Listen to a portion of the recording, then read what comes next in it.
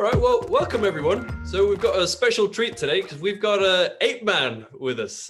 So some of you out there you might know Ape Man here from his hiking videos. And if you do, you may have also seen already that he's got a really excellent set of videos about his knee replacement experience. I'm sorry, Jody. The dog's knocking over my tripod. Give him a popsicle or so. I'm sorry. Okay. That's all right. Get away from me. I mean, Okay. I think that's kind of a great kind of little thing, but maybe I should redo that intro without dog interruption. All right. So welcome everyone. Thank you so much for tuning in, and thank you, Ape Man, for joining us.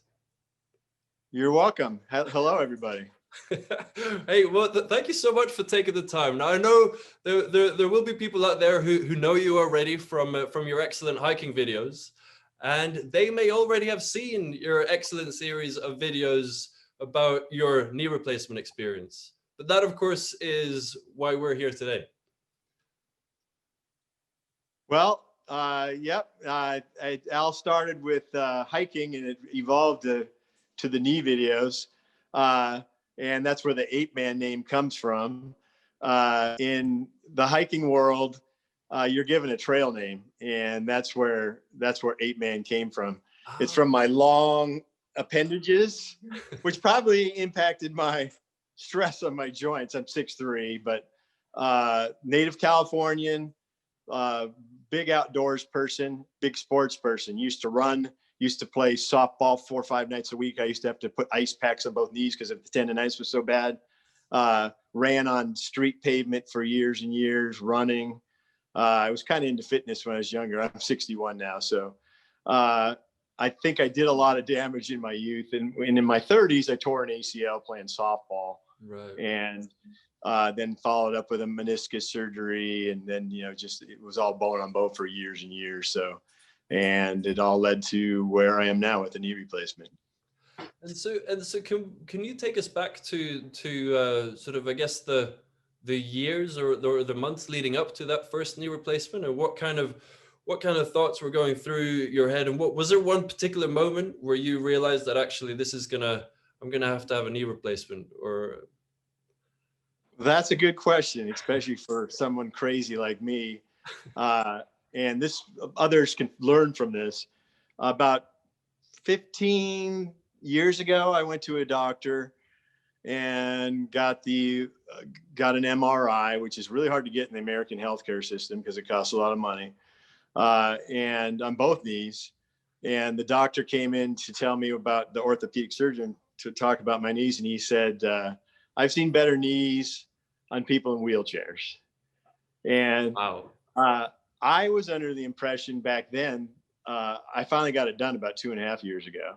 And I thought knee replacement surgery meant you can't do all these things. I like to climb mountains. I like to go on long backpacking trips. And by the way, my job, I'm an arborist and landscape. I do landscape maintenance as well and irrigation repair. I'm on my feet all day, every day. So I need my mobility. So I didn't want to give up the things I like to do. So I put it off. I had knee braces, ice packs, started doing anti-inflammatories, did the Synvisc injections. Okay, yeah. And those somewhat worked. Even tried herbal remedies, lots of naproxen, anti-inflammatories, NSAID. I'd learned a lot about knees, but I wanted to put it off because I thought it would end my ability to do some of these things. Turns out it was prohibiting me from doing things in an enjoyable way because the pain was so bad. Now, I think because of the pain, the surgery was easy for me because I was used to a lot of intense pain.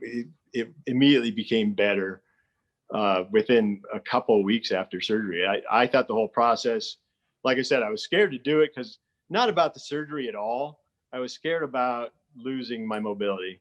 Yeah. And it was the complete opposite.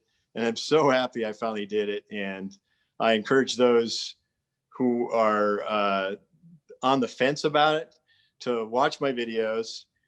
watch your videos and just see the best way to research this is to look and talk to people who have gone through this process. So I waited about as long as I possibly could. I was practically crippled. I was still doing those things that I love to do. I did quit playing softball, which I love, but hiking and backpacking, I was still able to do them with ridiculous braces and drugs. But it was just becoming so painful. It wasn't much fun anymore. And now I can do pretty much whatever I want. And I'm so thankful for my surgeon, and the surgery went great.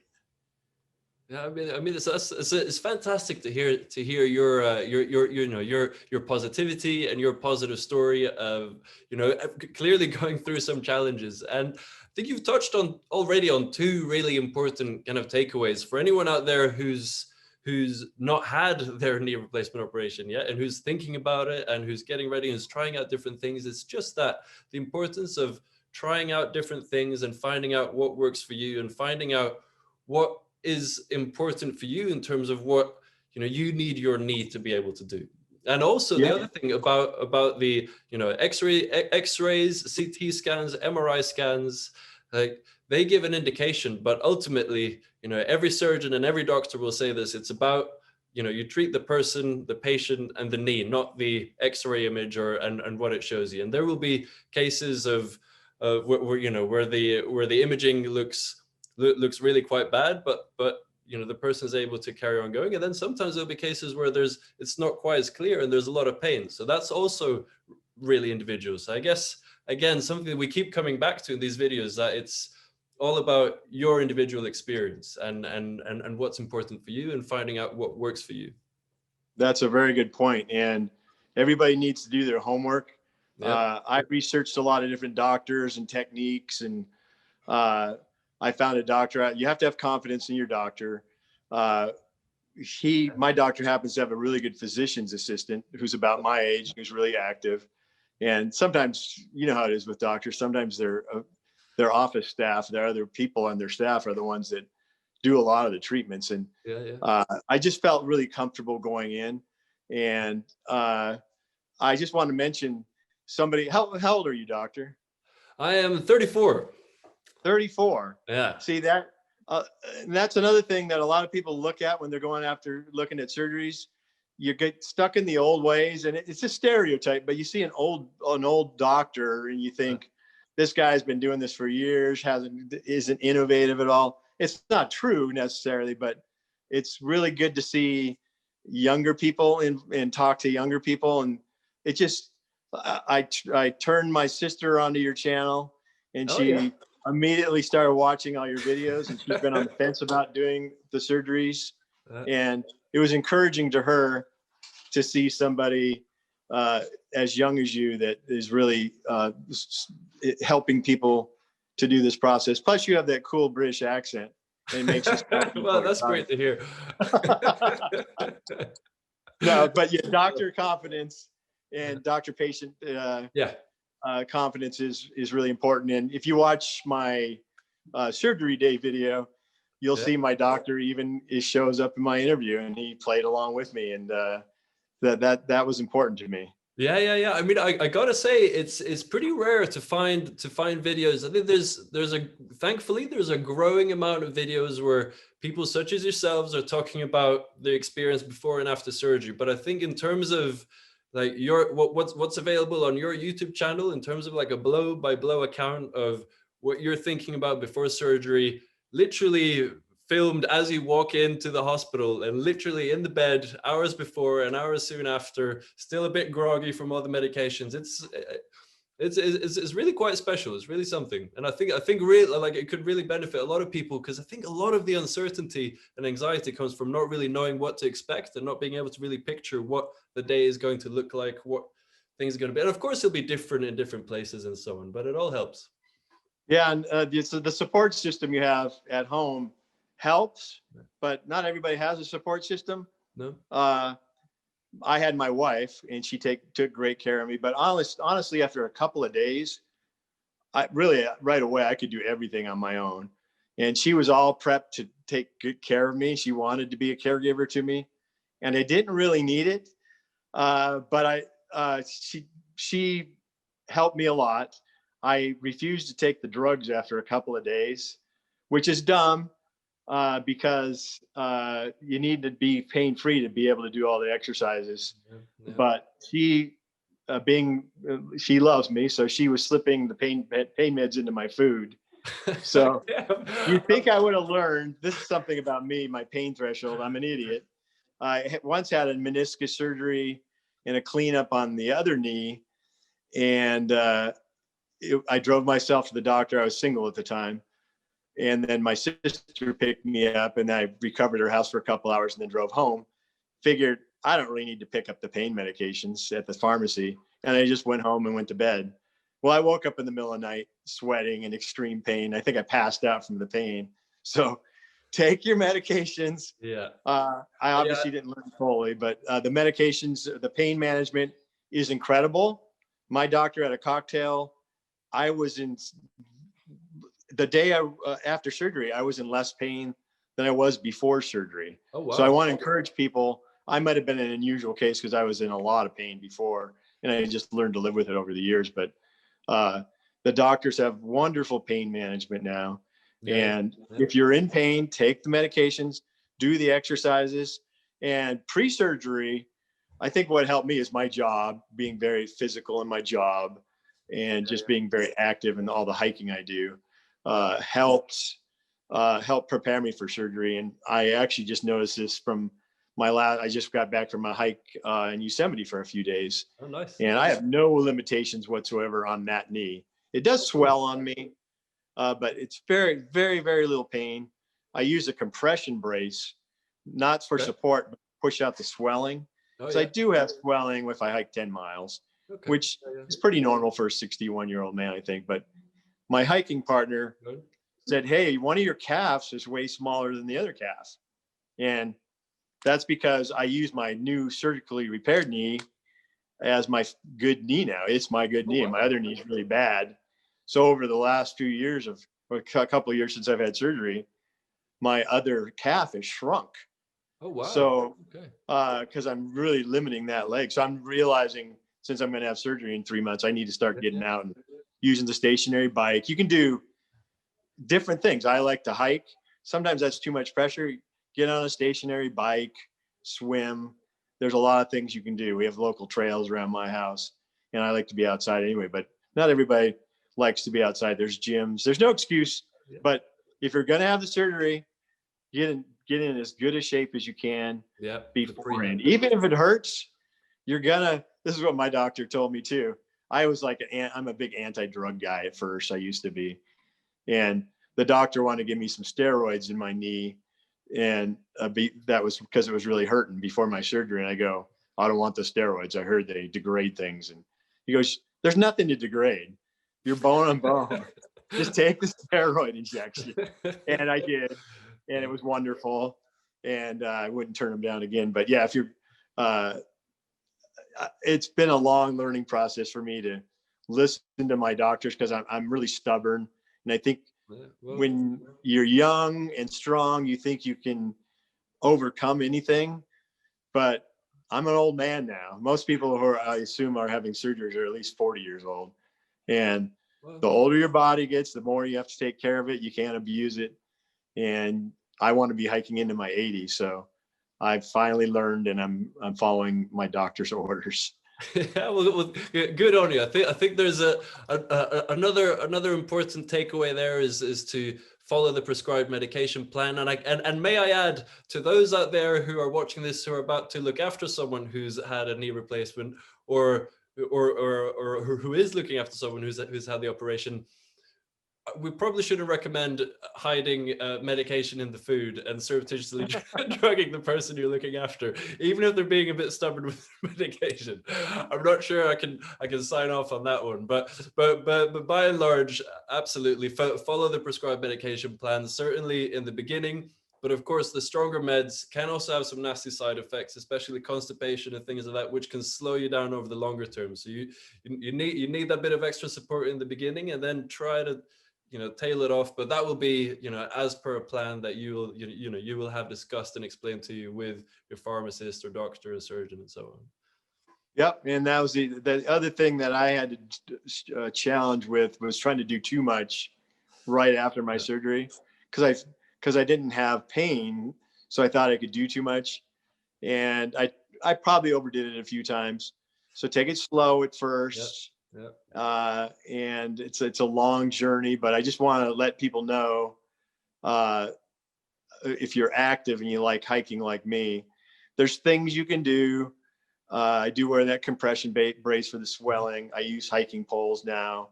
I do off trail work and climb mountains, Oh, but it's not the same. I can't, you don't have the flexibility you had before. So it's hard to get over big rocks and boulders and bushwhack. So I have to ease up that kind of stuff and just take my time. I can't afford missteps, things like that. You just got to be, you want to avoid jarring. And part of hiking is the jarring of downhill. Downhill is tough for me. yeah. Long downhills. This summer I hiked up to what's called the Palisade Glacier, Oh, wow. and the Palisade Glacier in the Sierra. It's just beautiful mountain. It's at the 12,500 feet, and it's hard. It was off trail, a lot of bouldering. I was really sore and tired at the end of that hike, but I took my time and I got out at nightfall, because going down those hills, you got to learn how to use your hiking poles correctly. But you can do anything you want. It just takes a little longer, and you got to get your muscles trained to do things. But I pretty much do everything I want to do, except for I can't play competitive NFL football anymore. My dream has died. Not that I The ever NFL could, dream.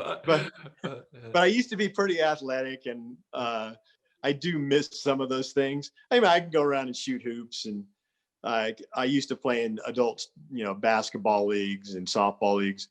I probably could. I don't want to play senior league stuff, which I could probably do fine.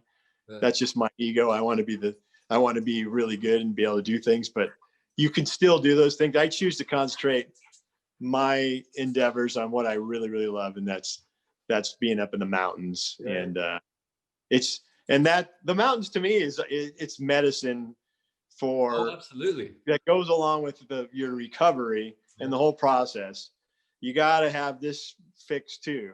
You can't be depressed. You can't be a Debbie Downer every day and go, I don't want to do my rehab today because it hurts.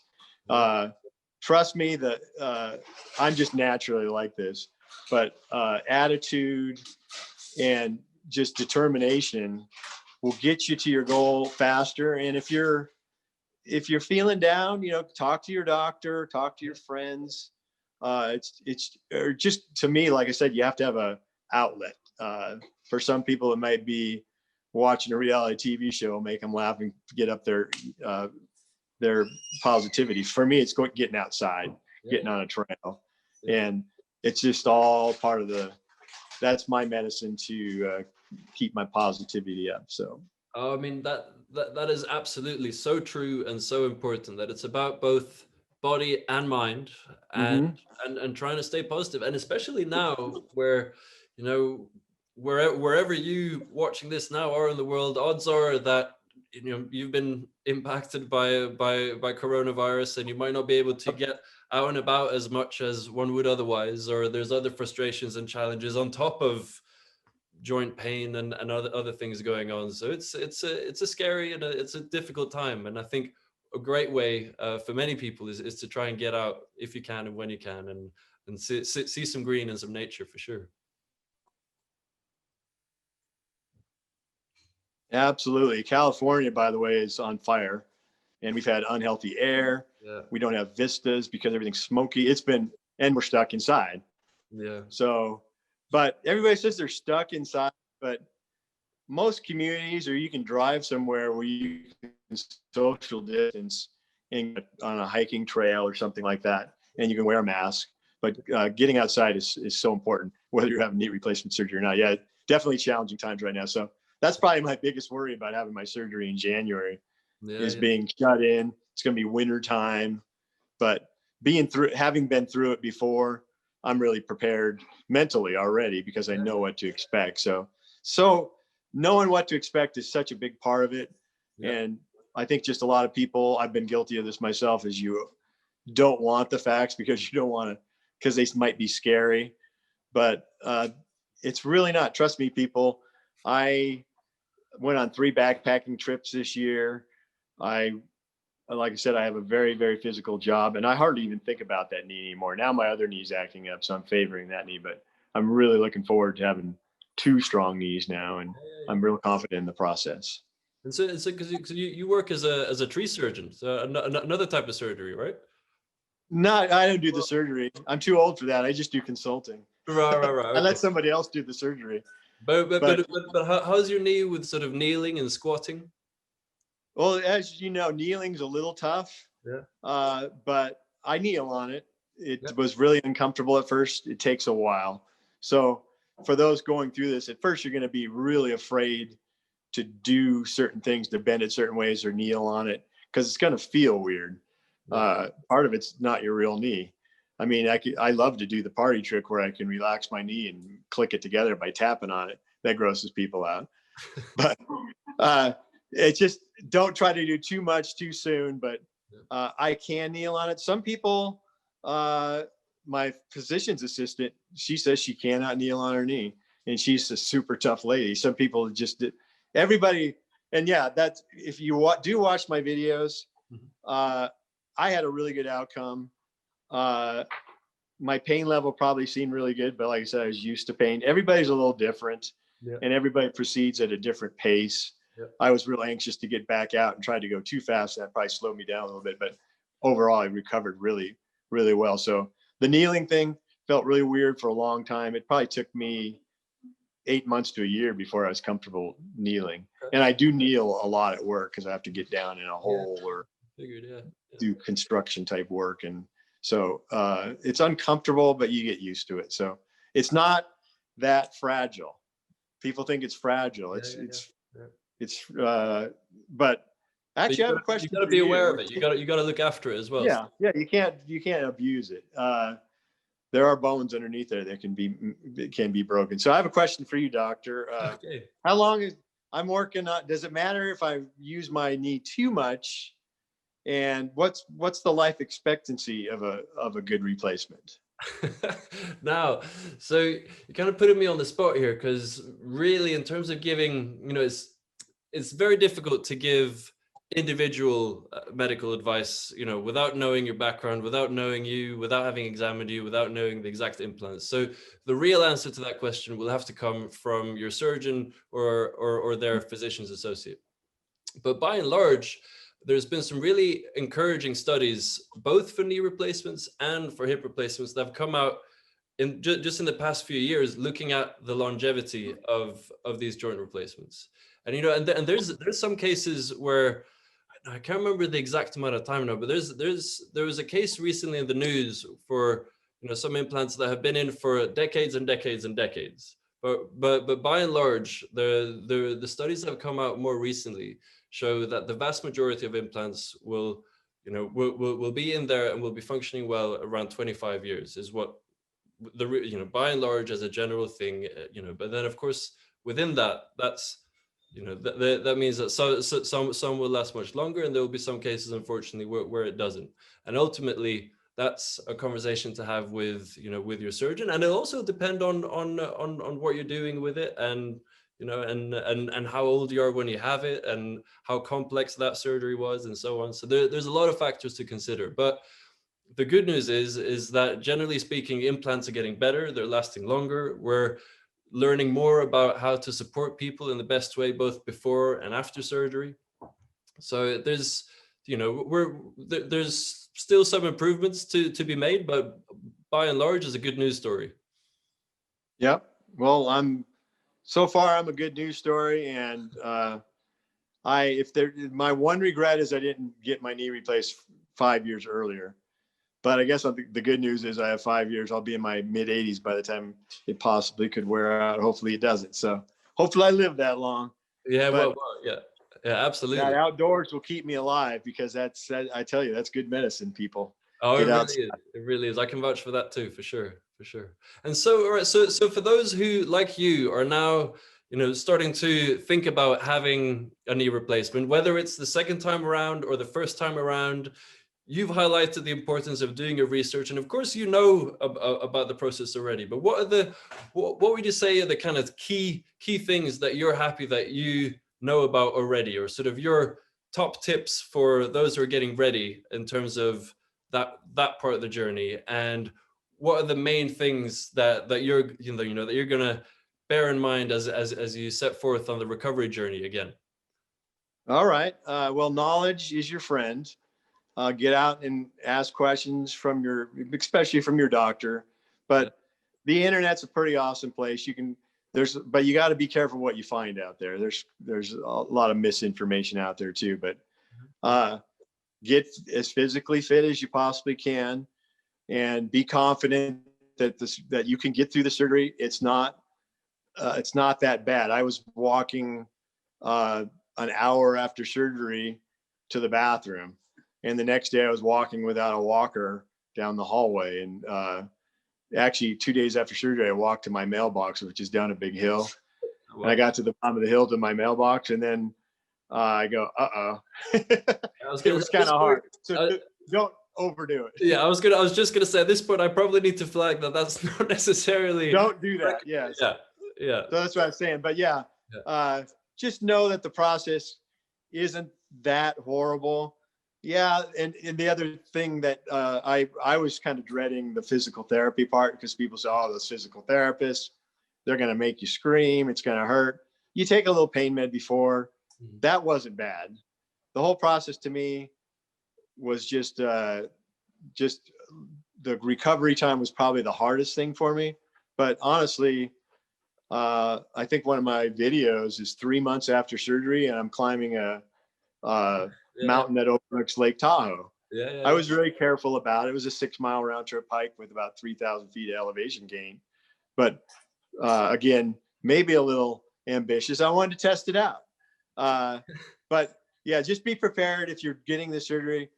You're going to be about a 6-month period in your life where you're just going to have to be going through a process, but you're not going to be crippled for more than a month. If you work at home, you'll be fine. We're all working at home now anyway with coronavirus, but it's a good time to get it probably if you can get a doctor to do it right now. But to me, I delayed it because I was afraid, afraid of the surgery, and I was afraid of the recovery time. And neither of those turned out to be true at all. And now that I've gone through the process, I will not hesitate at all to get the second one done. So I'm looking forward to that and being out fully mobile instead of gimping. I'm gimpy now on my non-surgical knee. So I'm looking forward to having that done. Yeah. Well, maybe we'll catch up with you soon before or after that time, right? And I'm sure perhaps we'll see some updates on your channel as well. I will do some updates, especially when my surgery is coming up. So if you want to see what somebody can do after knee surgery, check out Ape Man. It's APEMAN. That's my trail name. And just Google Ape Man hiking or Ape Man Jumper Trail. And I have a lot of goofy videos, but they're some pretty epic places of where I live in California, of the Sierra Nevada. And like I said, I'm not limited, and people get out there, and if you're putting it off, at least make an appointment with a professional and start the process. It's not that bad. And I'm so thankful for the medical profession, and the doctors helped me get back. I'm better than I was before surgery. So yeah, I don't know if that I stress that enough. Like I'm a way more active person after surgery than I was before surgery. I think that's really important message to people that are on the fence about having this done.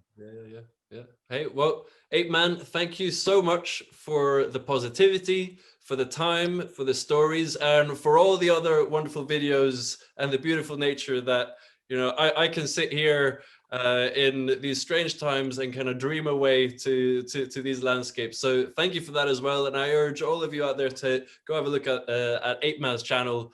And I wish you all the very, very best with your next knee and with everything else leading up into that. All right. Well, thanks, doctor, and thanks for all you do for all the people going through this process. It's really a necessary thing to do, and the more information is the better. And thanks for what you do. No, thank you. And finally, thank you so much to everyone watching. Let us know what you thought about this video. If it answered any questions or perhaps caused some new questions to arise, just put a comment below. We'll get to it, or suggest a topic for something else to dig into. Perhaps next time we check in with Ape Man, who knows? But thank you so much, everyone. Look after yourselves, be well, and keep up the good work. Take care now. Bye-bye. See you later. Bye-bye.